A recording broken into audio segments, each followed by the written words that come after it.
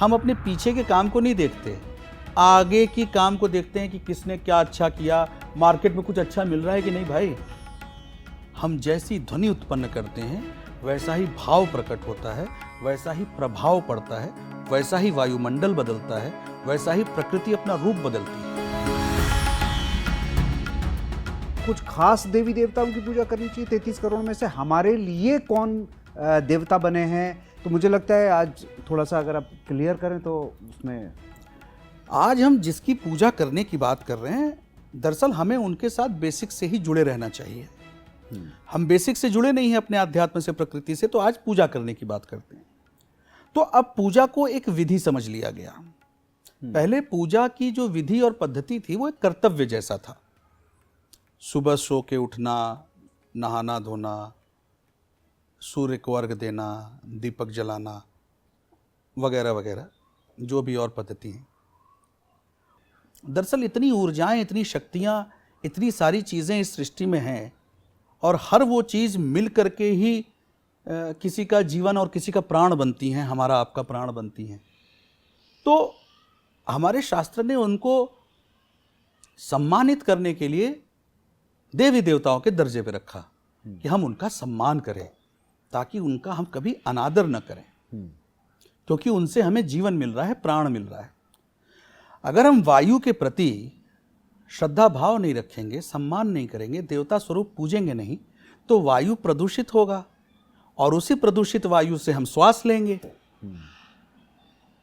तो हमारे स्वास्थ्य की हानि होगी कि नहीं होगी? बिल्कुल। ठीक इसी प्रकार से जल है और तमाम अन्य सारी चीज़ें, वनस्पति से जुड़ी बहुत सारी चीज़ें।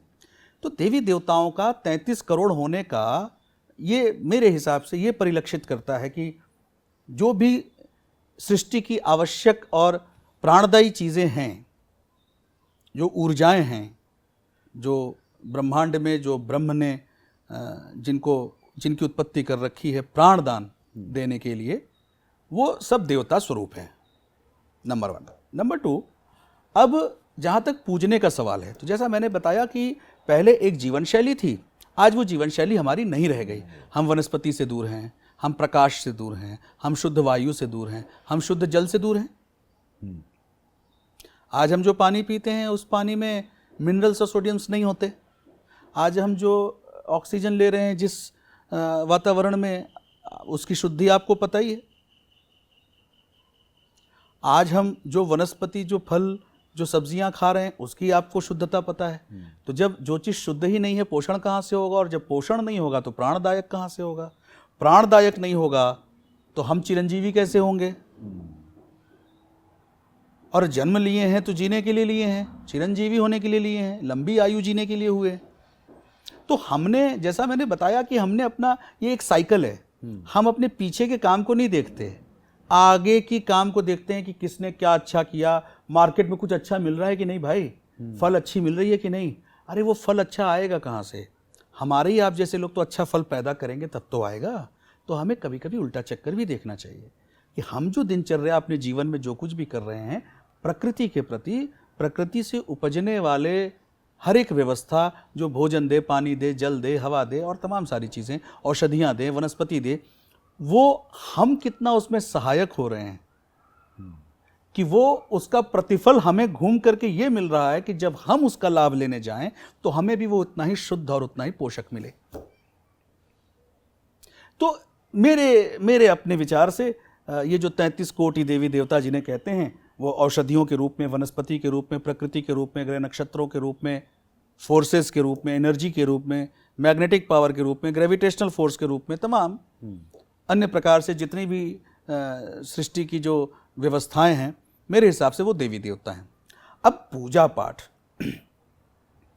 ये बहुत ही इम्पॉर्टेंट सब्जेक्ट है और ये ना तो एक दिन में डिफाइन किया जा सकता है और ना कोई एक व्यक्ति डिफाइन कर पाएगा। मंत्र, पूजा पाठ, मंत्र हैं क्या? उच्चारण जो हम करते हैं, हर एक चीज की अपनी एक उच्चारण, एक ध्वनि है। ध्वनि की घर्षण से ध्वनि होता है, ध्वनि की घर्षण से उत्पत्ति है। मंत्र में ऊर्जा है, ध्वनि में ऊर्जा है। हम जैसी ध्वनि उत्पन्न करते हैं वैसा ही भाव प्रकट होता है, वैसा ही प्रभाव पड़ता है, वैसा ही वायुमंडल बदलता है, वैसा ही प्रकृति अपना रूप बदलती है।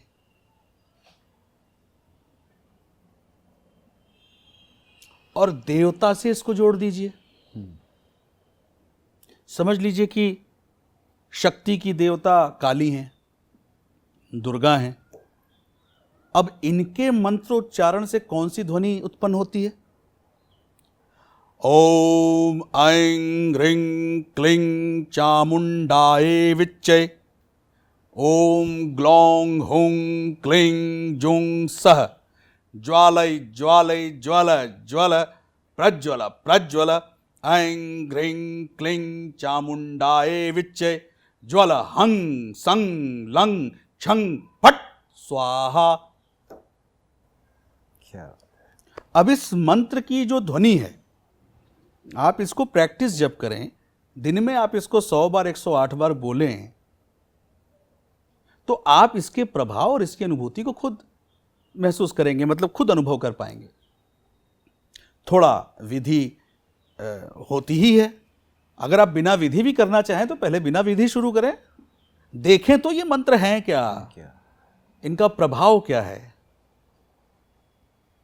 फिर धीरे धीरे इसका ज्ञान प्राप्त करने की कोशिश करें। कहा गया है सबसे पहले इच्छा शक्ति होनी चाहिए।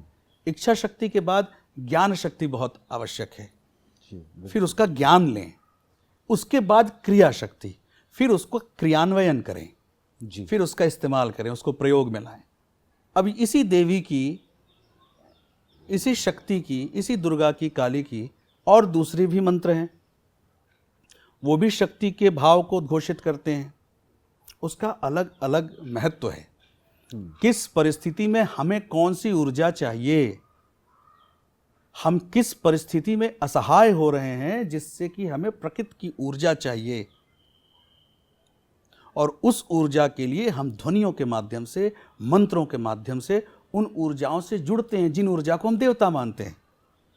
बौद्धिक रूप से यह समझना चाहिए कि जो ऊर्जा का केंद्र है इस सृष्टि में, इस ब्रह्मांड में, जिसे हम दुर्गा कहते हैं, जिसे हम काली कहते हैं, आज ब्लैक होल और ब्लैक मैटर्स और ब्लैक एनर्जी में सारे वैज्ञानिक परेशान हैं।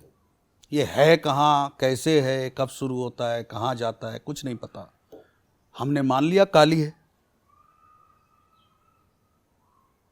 व्यवस्था, संचालन 9 ग्रहों के बीच में अपनी पृथ्वी, हमने मान लिया विष्णु का संचालन है। तो सिर्फ ध्वनि है जिसे आप भेज सकते हैं, निकाल सकते हैं। ध्वनि का पैदा हो जाना और ध्वनि को पैदा करना, दोनों में फर्क है। ध्वनि वहीं पैदा होगी जहां थोड़ा घर्षण होगा, घर्षण वहीं होगा जहां थोड़ी ऊर्जा होगी। जहां ज़्यादा ऊर्जा होगी ज़्यादा घर्षण होगा, ज़्यादा ध्वनि होगी। कान बंद कर लीजिए, मुझे बताइए कि इस कैमरे से शूट का क्या फ़ायदा, जेब में मोबाइल फ़ोन रखने से क्या फ़ायदा, प्रकाश होने से क्या फ़ायदा। प्रकाश बंद, अगर हमारी सुनने की क्षमता बंद, प्रकाश बंद, तो विषय किसी काम के नहीं। बिल्कुल। ये जो कर्मेंद्रियां हैं, ज्ञानेंद्रियां हैं, अगर यही बंद हो जाएं तो किसी विषय से हमारा कोई लाभ नहीं। दरअसल मंत्रों का, मैं ज़्यादा दूसरी दिशा में चला गया शायद, मुझे नहीं पता। नहीं, लेकिन बड़ी ही ज्ञान और एक दूसरे से कनेक्टेड बातें। राइट। तो मंत्रों की शक्ति इसलिए इम्पॉर्टेंट है। यूं तो अगर हम प्रकृति से जुड़े होते, अध्यात्म से जुड़े होते, तो बेसिक से जुड़े होते, पर चूंकि अब लोग बीच से कुछ करते हैं तो इसको पूजा पाठ का नाम दे दिया गया। तो आप भी अपने बच्चों से कहते होंगे बेटा पूजा कर लिया कर।